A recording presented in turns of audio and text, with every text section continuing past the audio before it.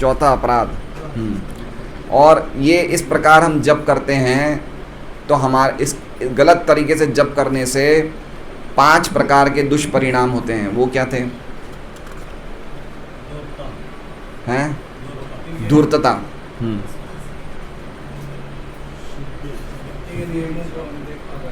हाँ, भक्ति के नियमों में ढीलापन आना, धूर्तता।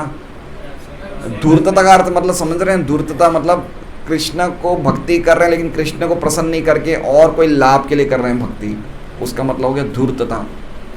और भक्ति के नियमों में ढीलापन दूसरा। तीसरा अविश्वास, हम भगवान की भक्ति कर रहे हैं लेकिन हमें भक्ति के प्रोसेस में विश्वास नहीं है। चौथा,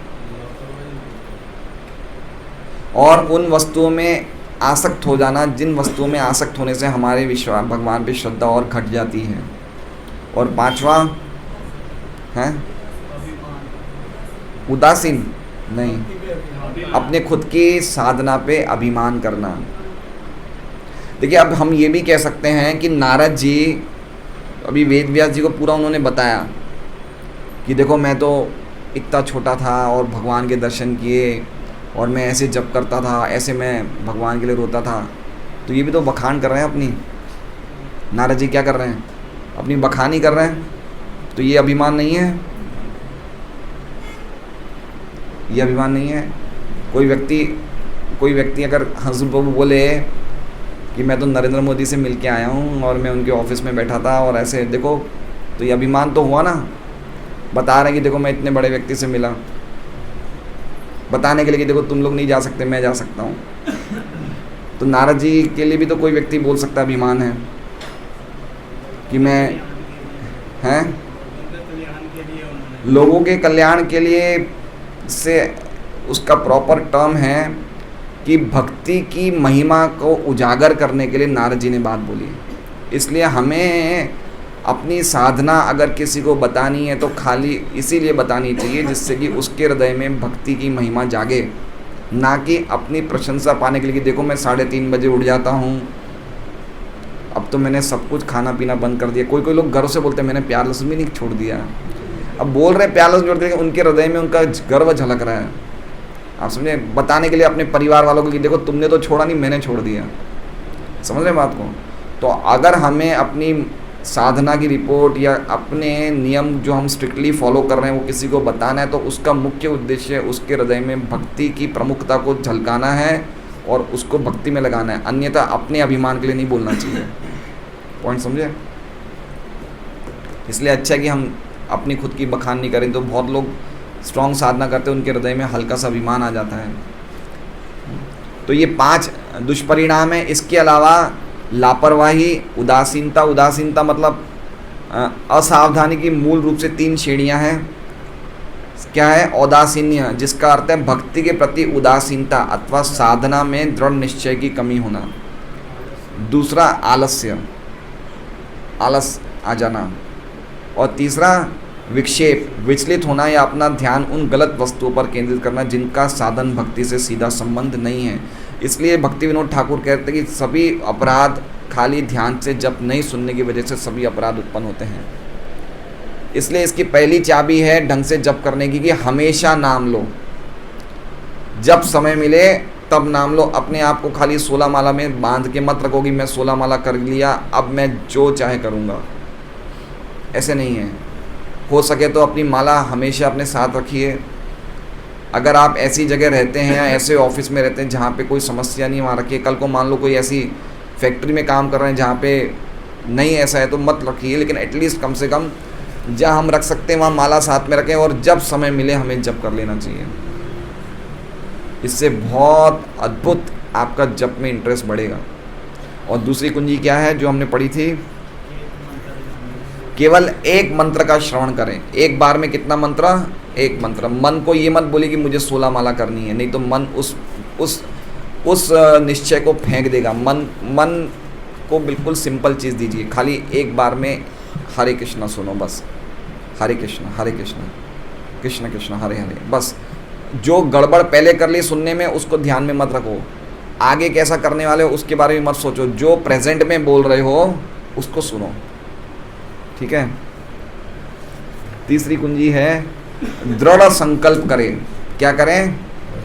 हमारा दृढ़ संकल्प होना चाहिए कि आज मेरा जप जो है इस प्रकार से होना चाहिए कि आज मेरा आखिरी दिन है। या जप करते टाइम हम सोच लें कि अब मैं 2 घंटा, अब कोई ना तो फ़ोन उठाऊंगा ना किसी से बात करूंगा, मैं खाली ध्यान रखूंगा जप पे।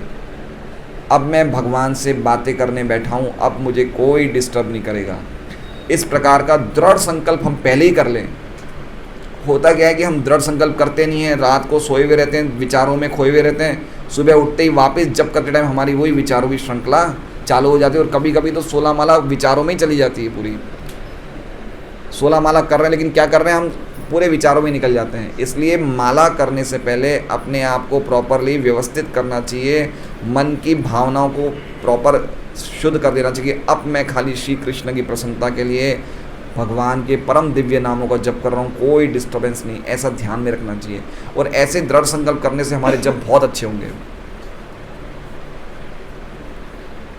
और मैंने आज ऐसे ही किया था। आज मेरी मंगल आरती 5:15 बजे शुरू हो गई थी, तो ज़्यादा मैं 7:15 तक करता हूँ। 7:15 के बाद जो भी माला रह, क्योंकि फिर भागवतम क्लास के लिए तैयारी करता हूँ, तो 5:15 से 7:15 मैंने बोला कि अब मैं कहीं नहीं उठूँगा, खाली मंदिर में तुलसी जी के पास ही बैठा रहूँगा। तो कहीं नहीं गया, खाली नीचे एक बार गेट खोलने के लिए गया, बाकी पूरे टाइम में वहीं रहा। तो मुझे खुद को अनुभव हो रहा है कि बहुत अच्छा जप हुआ आज। इसलिए हमें संकल्प करना चाहिए कि आज मेरा जप है ना, मैं कहीं कोई डिस्टर्बेंस नहीं चाहिए, किसी से बात नहीं करूँगा, बिल्कुल अच्छी तरह प्रॉपर नहीं करूँगा। ये दृढ़ संकल्प हमें पहले से करना चाहिए। मन को सरल कार्य देना तभी सार्थक होगा जब उसका इस तृतीय कुंजी के साथ संयोग होगा। दृढ़ निश्चय, मन को दिशा प्रदान करने हेतु हमें एक दृढ़ संकल्प धारण करना होगा। एक स्थायी निश्चय अथवा उद्देश्य, एक उद्देश्य होता है ना। कैसे लोग, आप देखिए जो पढ़ाई करते हैं, कभी देखा है डॉक्टरी पढ़ाई करने वाले, वो हमारे जयपुर में मामा जी की लड़की है, वो रूम के अंदर दीवारों पे उसने कागज़ चिपका दी है। हाँ, अच्छा, कोटा जयपुर में तो बड़ी हालत ख़राब है। वो क्या अभी एजुकेशनल हब बन गए हैं, इतना पढ़ाई का रोग हो गया है बच्चों को कि वो पागल हो जाते हैं पढ़ाई के लिए। कोटा में तो बहुत ज़्यादा है। तो वो हर जगह अपने वो पढ़ाइयों के कटिंग पेपर कटिंग काट के चिपका देंगे कि अगर हमें दिखे तो खाली यही दिखे और कुछ दिखे ही नहीं। देखिए ऐसे कहा जाता है। इससे हम सीख सकते हैं क्या दृढ़ संकल्प है उनमें कि मुझे पढ़ाई में ये करना है, वो करना है, अव्वल आना है, यहाँ करना है, वो करना है। ऐसे ही हमारा दृढ़ संकल्प होना चाहिए। देखिए प्रभुपाद जी क्या कहते हैं कि अगर आपने संकल्प किया कि आप पढ़ाई में फर्स्ट आओगे तो कहीं जाके पास होगे। अगर आपने ये संकल्प किया कि मुझे तो पास ही हो जाए, तो पास कहाँ से होगे, तो फेल ही हो जाओगे। तो उसी प्रकार से हमें दृढ़ संकल्प करना है कि बहुत अच्छे जप करना है, कोई डिस्टर्बेंस नहीं, तो कहीं जाके आपके जप अच्छे माने जाएंगे। नहीं तो अगर हम पहले से घूमते घामते इधर उधर टहलते वहलते करेंगे तो हमारे जप पूरे विचारों में ही चले जाएंगे।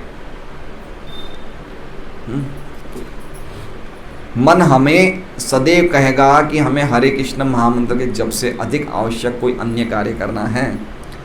हम जैसे ही जप शुरू करेंगे ना, मन क्या कहेगा, अरे तुम्हें तो एक चेक देना था आज किसी को, तुमने कितने दिनों से सब्जी नहीं बनाई, बच्चे सब्जी पूछ रहे हैं, ये सब्जी बनानी है। ये मन ऐसी ऐसी बातें करेगा, आपको ऐसी बातों में मन को लगाएगा जो अभी ज़रूरत नहीं है। अभी 16 माला करने का टाइम, अभी ये सब बातें सोचने का टाइम नहीं है, लेकिन मन जानबूझ के आपको इन सब चीज़ों में लगाएगा।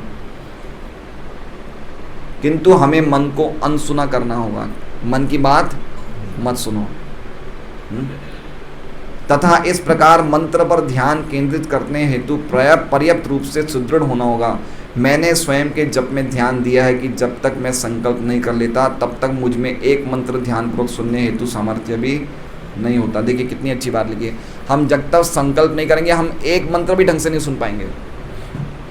और ये सही बात है। हमारे जो गड़बड़ियाँ हो रही है, हम लोग कभी कभी अपराध कर रहे हैं, वो इसलिए कर रहे हैं कि हम मंत्र सुनते ही नहीं। हम एक एक नाम ढंग से नहीं सुन रहे हैं, हम बोल रहे हैं लेकिन सुन नहीं रहे हैं। तो एक एक शब्द ध्यान से सुनना है, एक एक शब्द ध्यान से। यही हमारा दृढ़ संकल्प होना चाहिए। कार्य क्या है उसे समझो और उसे पूर्ण करने के लिए दृढ़ निश्चय रहे। मुझे केवल एक हरे कृष्ण महामंत्र ध्यानपूर्वक सुनना है, बस इतना ही करना है, ना इससे कम ना इससे अधिक। एक टाइम पे एक ही मंत्र सुनना है, यही उद्देश्य मन में रखो। मन में ऐसा मत लगो कि मुझे ज़्यादा माला करना है, तो फिर मन कहाँ चला जाएगा, ये सुनने में कि ज़्यादा माला करना है। हमने बताया ना, मन, बुद्धि, अहंकार और दूषित चेतना, इसमें मन सूक्ष्म कम है, बुद्धि और ज़्यादा सूक्ष्म है, अहंकार और ज़्यादा सूक्ष्म है, और चेतना और ज़्यादा सूक्ष्म है। तो उसको हम चिंता नहीं कर सकते, लेकिन मन थोड़ा सूक्ष्म कम है, इसलिए उसको सुनने में लगा सकते हैं। तो पूरा प्रयास हमें मन को सुनने में लगाना चाहिए। संकल्प तुरंत और सूक्ष्म स्तर पर लिया जा सकता है। ये संकल्प हमारी सोच को एक हल्के हवा के झोंके की भांति छू सकता है, और इसे पुनः दोहराने के लिए मंत्रों के बीच में रुकने की आवश्यकता नहीं है। अब मंत्रों के बीच में देखिए बहुत बड़ी बात है, हम लोग कभी कभी क्या है कि बहुत हल्के मंत्र करते हैं, हरे कृष्णा कृष्ण कृष्ण हरे हरे, हरे राम राम। हल्के मन में क्या होगा कि मन में और सारी बातें आ जाएगी, ठीक है। और कोई लोग बहुत फास्ट करते हैं, कि इतना ज़्यादा फास्ट करते हैं उनका माला ही 6 मिनट में, 6.5 मिनट में हो जाती है। अगर स्वाभाविक रूप से हमारी माला कम टाइम में हो रही है वो एक अलग बात है। वो जो बड़े बड़े जप वाले होते हैं, जो 30 साल से जप कर रहे हैं, वो उनका मुंह चलता ही रहता है, वो एक अलग बात है। लेकिन हम लोग शुरू में स्पीड बढ़ाने का प्रयास नहीं करें, और ना ही बहुत हल्की स्पीड में करें।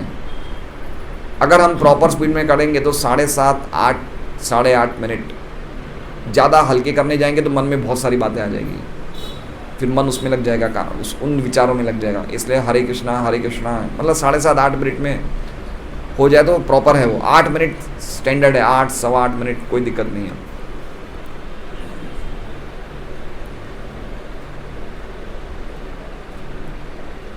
हमें मात्र इतना ध्यान में रखना है कि हम जप माला हाथ में लेकर क्यों बैठे हैं। जप करने का अर्थ मन को इधर उधर भ्रमण करने का निमंत्रण देना नहीं है। मन को निमंत्रण मत दीजिए कि इधर उधर भागो जाओ। हम बैठे हैं जप करने और मन यहाँ जा रहा है वहाँ जा रहा है, हमने मन को 2 घंटे का निमंत्रण दे दिया, चलो घूमो इधर उधर। ऐसा निमंत्रण नहीं देना है। ये समय हमारे कृष्ण के साथ अपने अंतरंग संबंध में प्रवेश करने का समय है। ये समय कितना इम्पोर्टेंट है, हम कृष्ण के साथ अपना अंतरंग संबंध को स्थापित कर रहे हैं, ये उसी का समय है। उसी के साथ कोई काम दूसरा ध्यान में नहीं देना है। हमारे झपकी वाले भक्त तैयार हैं अभी?